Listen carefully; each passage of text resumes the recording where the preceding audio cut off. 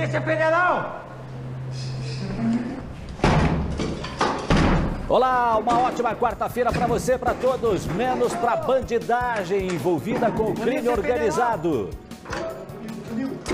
O programa começa muito quente hoje com imagens da Polícia Federal que acordou cedo para arrebentar a porta de alguns dos chefões do tráfico internacional. Foi bomba, metralhadora e porta quebrada para tudo que é lado. Polícia Federal! Uma ótima tarde para você, uma excelente terça-feira. O alvo da Polícia Federal são 3 organizações criminosas suspeitas de tráfico internacional de drogas e lavagem de dinheiro. A Thaís Travessoli está aqui com a gente, vai conversar ao vivo. Foram anos de investigação para chegar nesse esquema aí que usava, inclusive, as pessoas, as mulas, inclusive fazia treinamento dessas pessoas para que elas levassem drogas para a Europa. Essa operação, minha gente, não é só aqui no Brasil, não. Ela está acontecendo também no exterior, lá para o lado da Europa, como tem informações para a gente agora, a nossa Thaís Travessoli. Envolve muita gente, Interpol, Polícia Federal e também o nosso COP aqui da Polícia Civil. Boa tarde, Thaís. Oi, Jasson, boa tarde para você, boa tarde para todo mundo que está acompanhando o Balanço Geral. Exatamente, Jasson, é uma grande operação e um trabalho que não é recente. Esse trabalho de investigação acontece desde 2017, ou seja, são 5 anos de investigação. Prisões acontecem aqui no Brasil, são 7 mandados de prisão e, como você disse, Jasson, também pessoas estão sendo presas na Europa. São 2 mandados de prisão na Espanha e um deles em Portugal. Também temos 80 mandados de busca e apreensão em 3 estados, aqui no Paraná, Santa Catarina e em São Paulo. Nesse tempo de investigação que nós comentamos aqui desde 2017, 84 envios de drogas foram monitorados pela Polícia Federal e deste total, 54 resultaram em prisões em flagrante. Esse é um trabalho, então, que teve o apoio também do COP, que é o Centro de Operações Especiais, e também a Interpol. Hoje também um helicóptero da Polícia Militar auxiliou no trabalho de buscas e durante esse tempo de investigação, que é muito, né, de 5 anos aqui, chama a atenção, o que foi possível saber detalhadamente, segundo a Polícia Federal, como que a organização criminosa se organizava aí para poder mandar essas pessoas para fora do Brasil com droga. Então, segundo a investigação, Jasson, geralmente eles chamavam pessoas jovens, geralmente casais também, para a pessoa no aeroporto passar aquela impressão que estava indo viajar. E aí a polícia teve acesso a tudo que eles faziam, por exemplo, de preparo de malas, de como que era possível encaminhar a droga para fora do Brasil. Nós separamos um trecho da entrevista com o doutor Diego, que é o delegado que está cuidando dessa investigação. Vamos ouvir. Essas organizações criminosas aliciavam pessoas jovens e de boa aparência.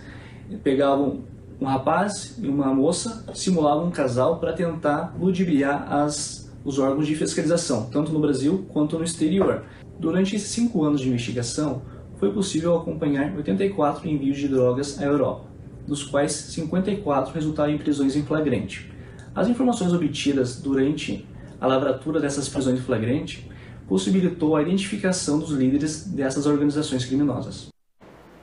Olha, gente, as pessoas eram inclusive treinadas, não é, Thaís Travessoli, para fazer essa viagem. Por que a operação se chama duplo risco ou risco duplo, né? A operação se chama assim porque é o seguinte, as pessoas levavam drogas, cocaína, principalmente daqui para a Europa, e voltavam de lá com drogas sintéticas. Então, ou seja, as pessoas, elas corriam o risco 2 vezes de serem apreendidas ou presas pela polícia, né? E aí é o seguinte, Thaís, usavam, e aí eu queria que você confirmasse para mim, se a polícia confirmou isso também, que usavam até famílias, crianças, para dar aquela aparência de que era uma família que estava fazendo viagem para o exterior, estava indo passear na Europa e tal, tudo mais, mas no fundo estava levando drogas. É isso mesmo, Thaís? É exatamente isso, Jasson. Inclusive, a Polícia Federal comentou sobre isso. O doutor Diogo, como a gente viu agora na entrevista, ele fala do perfil do público jovem, mas sim, em muitos casos, pessoas, casais que topavam esse tipo de serviço, né? Digamos assim, que era ofertado pela organização criminosa para ganhar o dinheiro fácil, se colocando em risco. E sim, se a pessoa tivesse o filho muitas vezes aceitava assim se colocar em risco, passando pelos aeroportos aí no Brasil, indo para fora também com menores de idade. Tudo isso para quê? Para tentar enganar a fiscalização, para passar aquela impressão que a pessoa estava com criança, então estava indo fazer uma viagem, estava a passeio e não estava cometendo nenhum crime, Jason. E mais uma vez reforço aqui que o Dr. Diogo comentou nessa entrevista a participação de pessoas jovens, geralmente de baixa renda, aí compravam até roupa nova para a pessoa, né? Investiam nesse traje também, tudo para passar a impressão que a pessoa estava indo fazer um passeio, e geralmente casais também. Além dessas prisões, Jason, acontece o bloqueio de contas bancárias,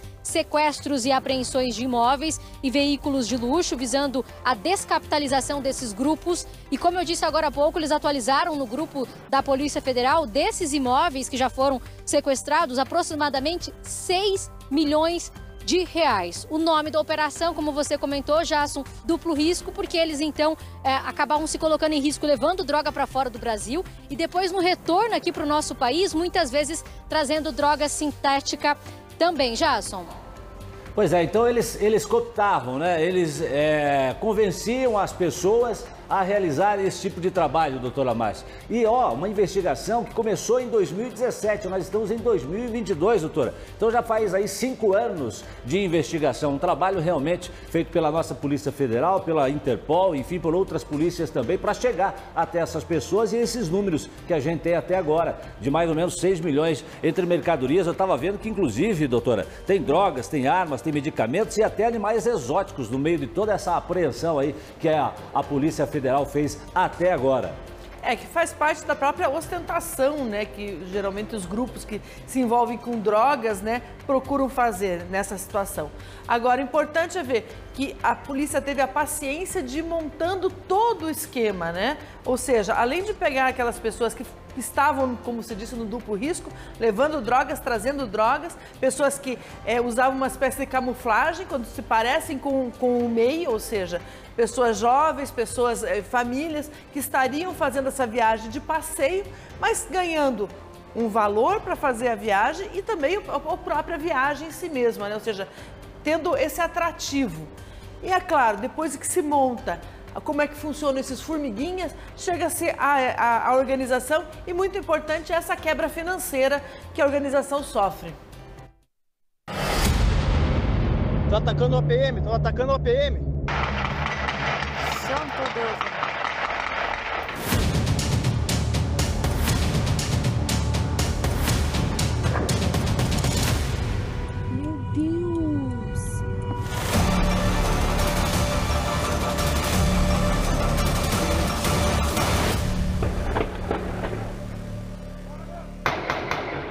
Meu Deus.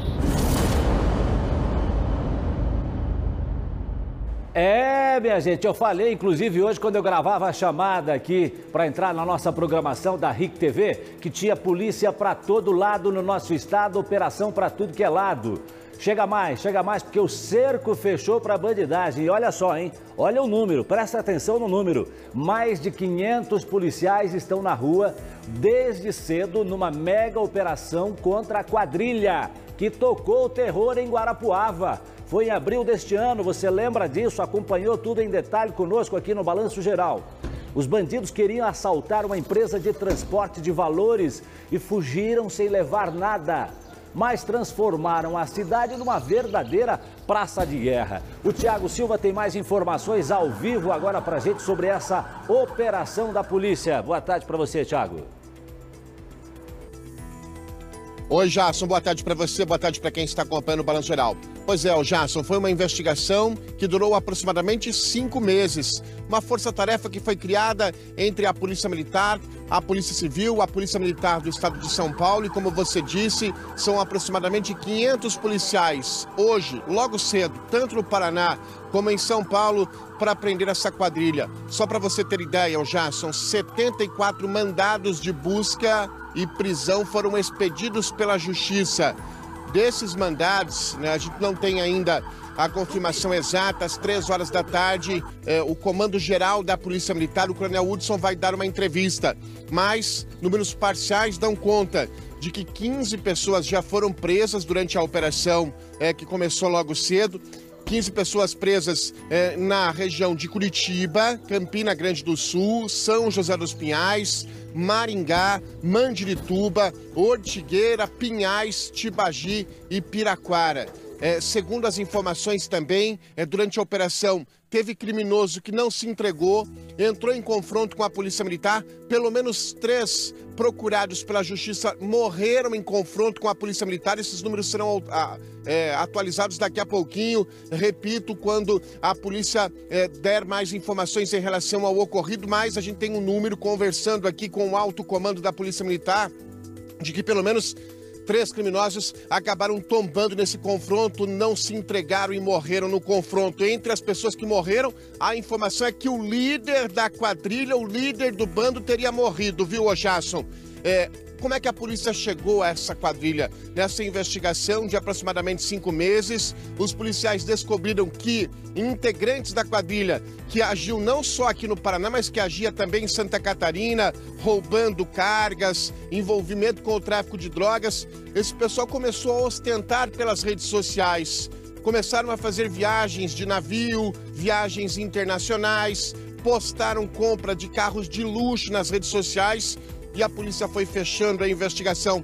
Fizeram até procedimentos cirúrgicos, ô Jasson, para tentar mudar a fisionomia, gastaram plástica com as mulheres. A polícia foi descobrindo e foi chegando à identidade de todos os criminosos. Eles devem responder por latrocínio, organização criminosa, incêndio e explosão, porte de arma de fogo, receptação, sequestro e cárcere privado. A partir de agora você acompanha aqui no Balanço Geral como é que essa quadrilha agiu em Guarapuava até a prisão no dia de hoje. Veja. A cidade de pouco mais de 180 mil habitantes e que fica na região central do estado foi sitiada por criminosos. O alvo era uma empresa de transporte de valores. Policiais foram encurralados no quartel. As paredes da unidade ficaram crivadas de balas. Pessoal do céu, acabaram de pregar-lhe fogo na delegacia aqui em Guarapuava. Os bandidos usavam armamento pesado, incluindo artilharia antiaérea, e ainda colocaram fogo em 6 veículos para atrasar os reforços da polícia. Cara, nunca vi nada disso, meu. Olha os caras. Meu Deus! A Secretaria de Segurança Pública do Paraná garantiu que a quadrilha não conseguiu chegar ao cofre da empresa de valores. Na fuga pelas estradas rurais de Guarapuava, o bando trocou tiros diversas vezes com as forças de segurança. Moradores foram usados como escudo humano. Cordão humano aqui, ó. Durante o confronto, o cabo Ricieri Chagas, da Polícia Militar, levou um tiro de fuzil na cabeça e morreu dias depois na UTI. Pelo menos 30 bandidos participaram do cerco a Guarapuava.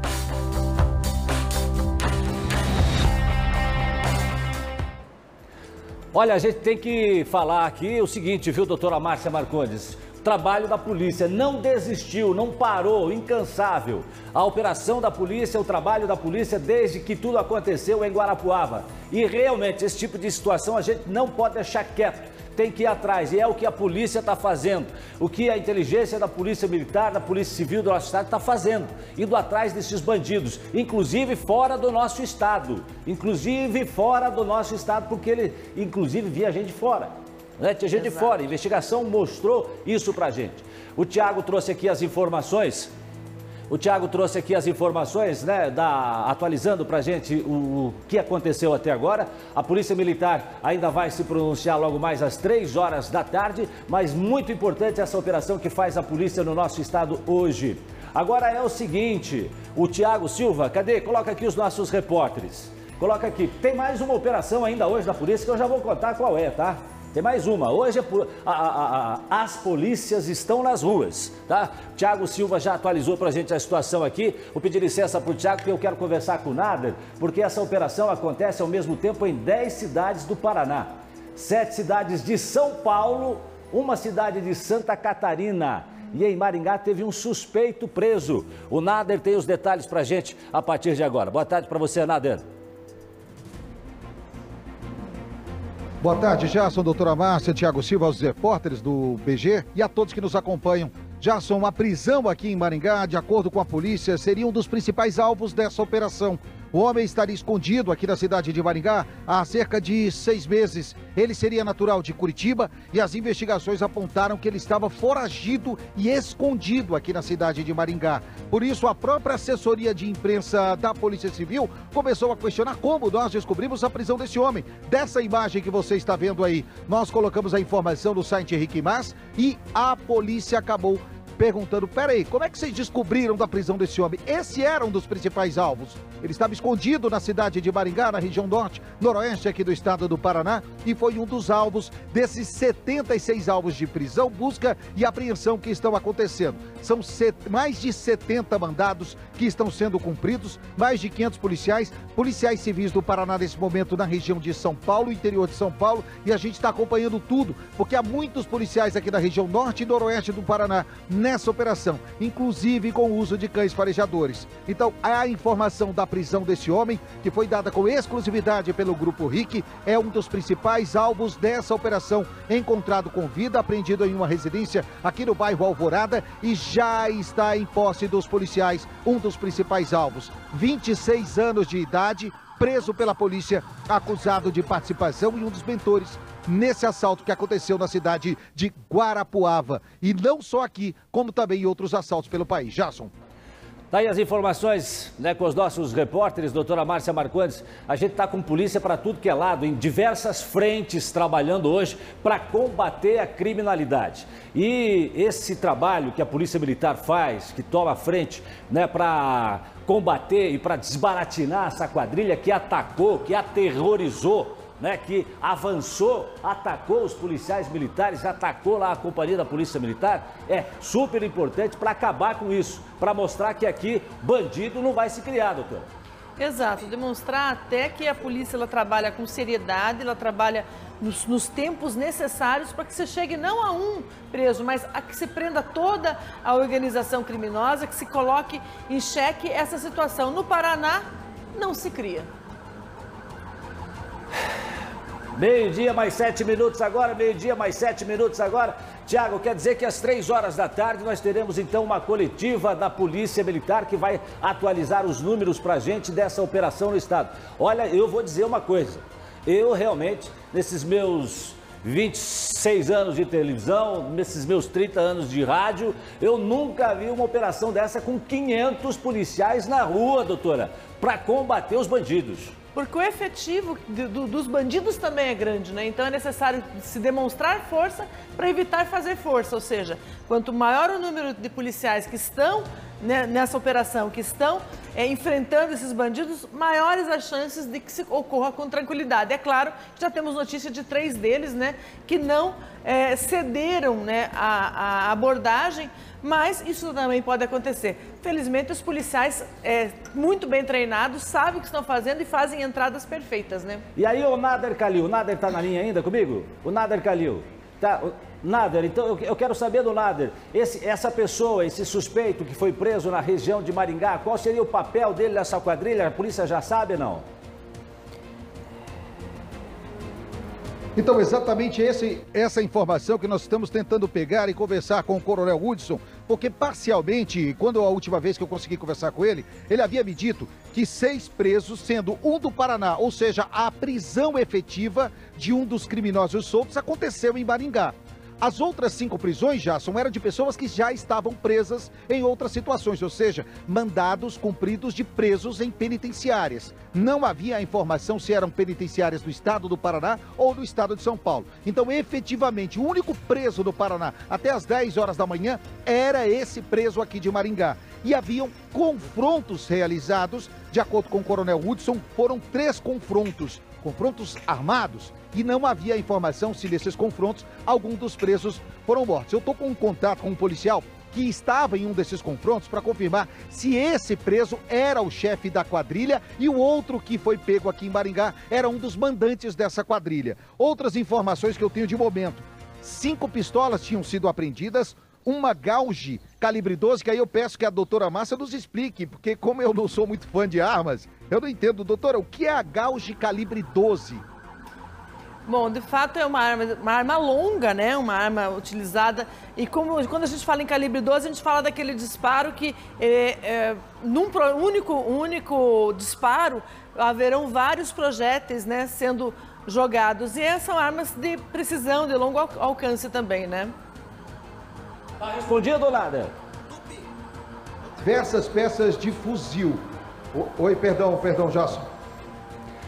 Não, eu queria saber se você ouviu a explicação da doutora Márcia, se ficou claro para você. Ah, sim, eu até me lembrei daquelas ações em que eles efetuam diversos disparos e que acabam várias munições atingindo, por exemplo, vou pegar um exemplo de portas de carros, onde fazem várias perfurações do carro, ou seja, é uma munição que causa um impacto muito maior. Então, confirmando, além das 5 pistolas, dessa Gauge calibre 12, diversas peças de fuzil desmontadas, até a gente tem as imagens desse material, munição. Não foi contabilizada ainda a quantidade de munição encontrada, entorpecentes também ainda não foi contabilizado. Na apreensão de materiais, de acordo com a polícia, por enquanto, essa é uma apuração parcial da nossa equipe. Celulares, chips, documentos e diversos outros materiais que estão sendo aí encaminhados para o trabalho da perícia que vai ser apresentado oficialmente nessa coletiva. Jason, mais uma vez, reitero, estamos em contato direto com os policiais que estavam nos confrontos e também nos pontos onde mais de 70 mandados estavam sendo cumpridos de busca e apreensão. E a todo momento nós vamos estar atualizando aqui no Balanço Geral.